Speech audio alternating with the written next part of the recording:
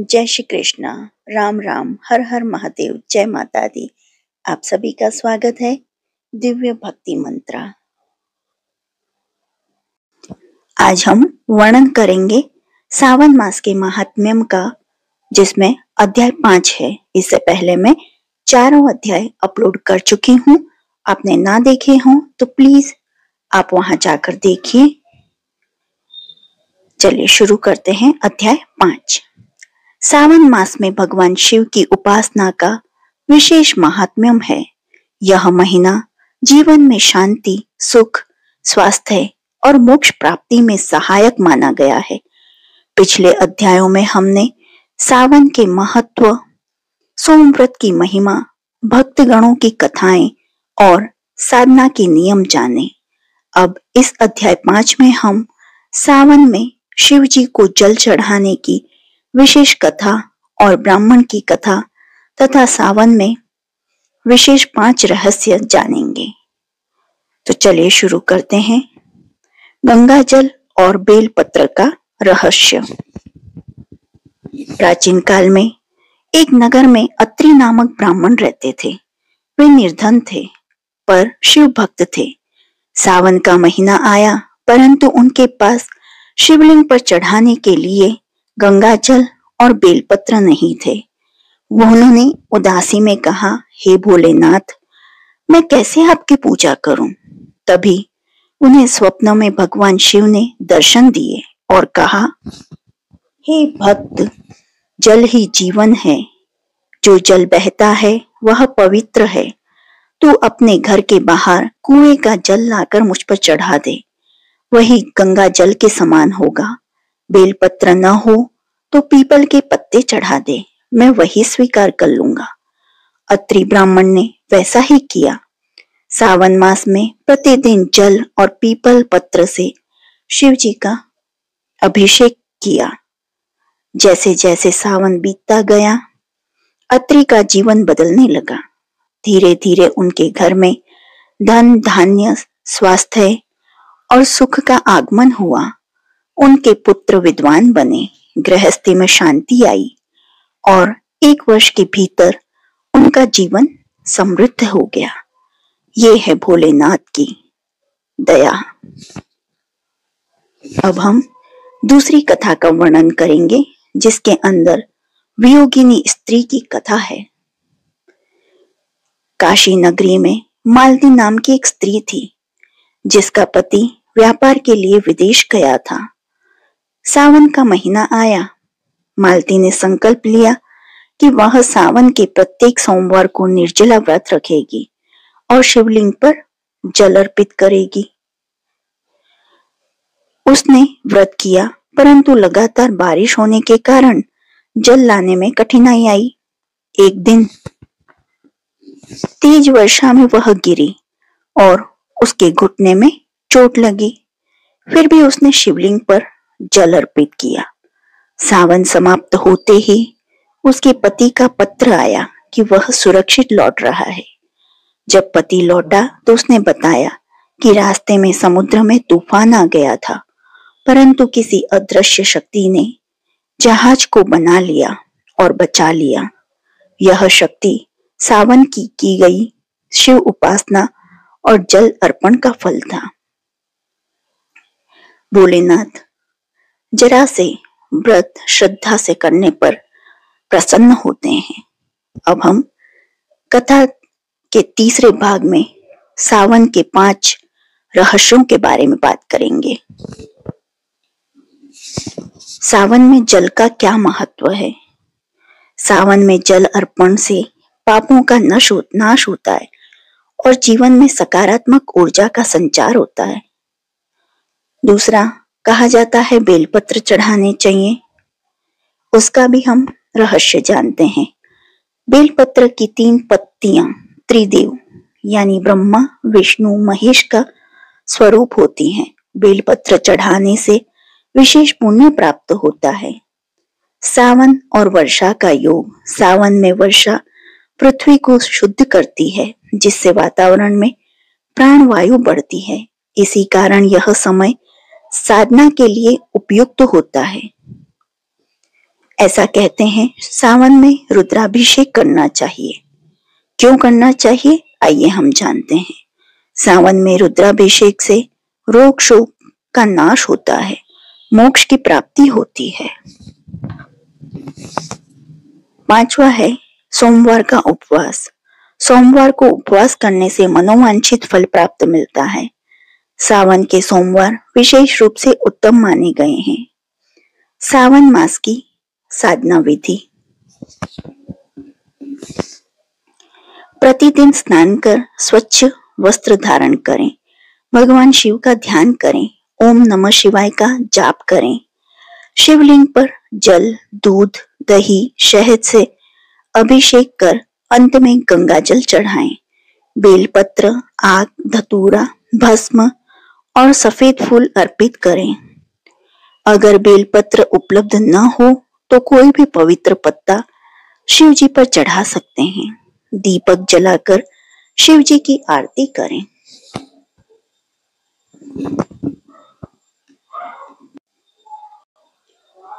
ईश्वर ने कहा, हे सनातन कुमार, कोटि लिंग का क्या महात्म्यम है तथा पुराण का विधान नहीं कहा जा सकता। जब एक लिंग महात्म्यम की कथा कहना असंभव है तो कोटि लिंगों के महात्म्यम को कौन कह सकता है। इस महीने में एक लिंग के बनाने से भी जीव मेरे पास निवास करता है। भक्ति द्वारा मन कामदेव के शत्रु भगवान श्री शंकर का षडक्षर ओम नमः शिवाय मंत्र के सहित अर्चन करें, ग्रह यज्ञ कर उद्यापन करें, हवन तथा ब्राह्मण भोजन कराएं। इस तरह व्रत को करने से असमय में मृत्यु नहीं होती। इस मास का व्रत के सहित लिंगार्चन वंध्यात्व को हरण कर संपूर्ण आपत्ति को दूर करता है, सब ऐश्वर्य की वृद्धि करने वाला है।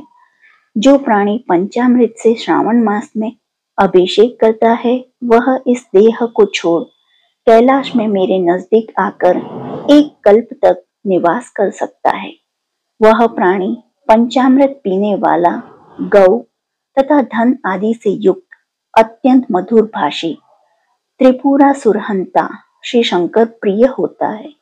जो इस महीने में पत्तल पर भोजन करता है वह सोने के पात्र में भोजन करने वाला होता है तथा शाक त्यागने से मात्र से शाक का कर्ता होता है एवं मनुष्य में उत्तम होता है। जो भूमि में शयन करता है वह कैलाश में निवास करता है। जो इस श्रवण मास में अति सुबह एक दिन भी नहाता है उसे महीने में जितेंद्रिय होने से इंद्रिय जन्य बल प्राप्त होता है। इस महीने में स्फटिक मणि, पाषाण, मिट्टी तथा मरकत मणि निर्मित शिवलिंग में या स्वयं उत्पन्न या बनाए हुए या पेशान निर्मित या पीतल आदि चंदन, मक्खन या किसी निर्मित शिवलिंग को एक बार अर्चन करने मात्र से 100 ब्रह्म हत्या भस्म हो जाती हैं। सूर्य ग्रहण, चंद्र ग्रहण या किसी सिद्ध क्षेत्र में लक्ष्य जप करने से जो सिद्धि मिलती है वह इस मास में एक बार जप करने से मिल सकती है। दूसरे समय में किए गए नमस्कार तथा प्रदक्षिणा से जो 1000 का फल मिलता है वह फल इस महीने में एक बार करने मात्र से मिल सकता है। मुझे प्रिय इस श्रावण महीने में वेद पारायण करने से सब वेद मंत्रों की अच्छी तरह सिद्धि हो सकती है। इस महीने में बिना पुरुष सुप्त पाठ के एक दिन भी न बितावें। जो इसका अर्थवाद मात्र कहते हैं वह प्राणी नरक को जाते हैं। चरु, तिल और घी से ग्रह यज्ञ करें। धूप, गंध, पुष्प, नैवेद्य आदि के भेद द्वारा अर्चन करें।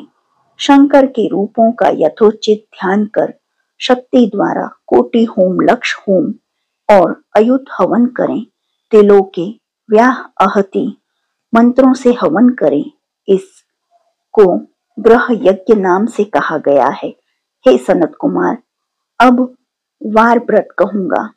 आप सुने, हे अनघ, सबसे पहले रविवार व्रत को कहूंगा। रमणीय प्रतिष्ठानपुर में सुकर्मा नामक एक दरिद्र ब्राह्मण तथा कृपण भिक्षा वृत्तियों में तत्पर था।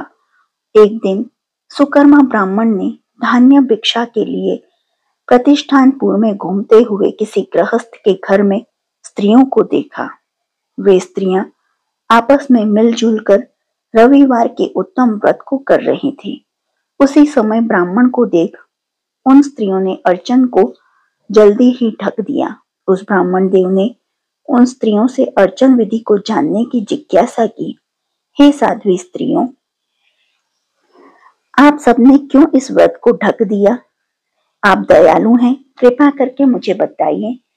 इस व्रत की विधि कहें, क्योंकि परोपकार के तुल्य तीनों लोकों में अन्य कोई धर्म नहीं है। समदृष्टि रखने वाले साधु में पुरुषों को तो परोपकार ही स्वार्थ है।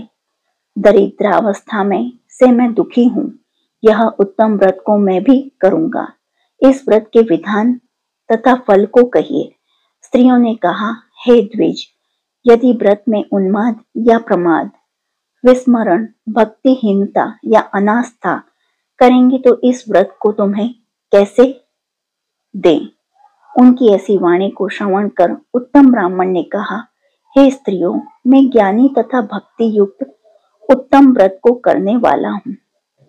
इस तरह उसकी वाणी सुनकर उन स्त्रियों में से एक प्रौढ़ा स्त्री ने रविवार की व्रत तथा उसकी विधि उससे कही। श्रावण मास के शुक्ल पक्ष के पहले रविवार को मौन होकर उठें, ठंडे पानी से स्नान करें, नित्य पान के पत्ते पर 12 परिधि वाला मंडल लिखें, उसको लाल चंदन द्वारा सूर्य नारायण के तुल्य गोलाकार लिखें। उस मंडल में संज्ञा नाम वाली स्त्री के सहित सूर्य का लाल चंदन से पूजन करें। घुटने जोड़कर भूमि पर स्थित हो सूर्य के 12 मंडलों पर अलग अलग लाल चंदन से युक्त लावा तथा जाप ओढ़हुल पुष्प से युक्त धैर्य को श्रद्धा भक्ति से सूर्य नारायण को दें। अर्घ्य को रक्ताशत, जपा पुष्प और उपचारों द्वारा युक्त करें। नारियल बीज और खांड शर्करा से युक्त सूर्य के मंत्रों को कहकर नैवेद्य दें। सूर्य के 12 मंत्रों द्वारा स्तवन करें, 12 बार नमस्कार करें, 12 बार प्रदक्षिणा करें और 6 सूत को एक में मिलाकर उसमें 6 ग्रंथि लगावें। उस सूत को सूर्य नारायण को अर्पण कर उसे अपने कंठ में बांध लें। 12 फल से संपन्न बायना ब्राह्मण को दें। इस व्रत की विधि को किसी से न कहनी चाहिए। हे विप्र, यूं व्रत के करने से निर्धन प्राणी धनवान हो जाता है, पुत्रहीन प्राणी पुत्र प्राप्त कर सकता है, कोढ़ी कोढ़ से छुटकारा पा सकता है। हे विपेंद्र, विशेष क्या कहा जाए? जो भी जिस वस्तु की अभिलाषा करता है वह सावन में साधक इस व्रत के प्रभाव मात्र से प्राप्त कर लेता है। इस प्रकार श्रावण मास में 4 रविवार या 5 रविवार होने से व्रत करें। व्रत की संपूर्ण फल की इच्छा के लिए उद्यापन करें। हे विपेंद्र, इस प्रकार व्रत करने मात्र से सिद्धि होती है। वह ब्राह्मण उन साध्वी स्त्रियों को नमस्कार कर अपने घर चला गया। घर आ उसने जैसा सुनकर आया था वैसी सब विधि की। अपनी दोनों कन्याओं को भी व्रत विधि बताई। उस व्रत के सुनने से और अर्चन तथा दर्शन मात्र से ही दोनों कन्याएं देवांगना के तुल्य व्रत विधि के प्रभाव मात्र से सुंदर हो गई। उसी दिन से वह विप्र के घर में लक्ष्मी निवास करने लगी। अनेक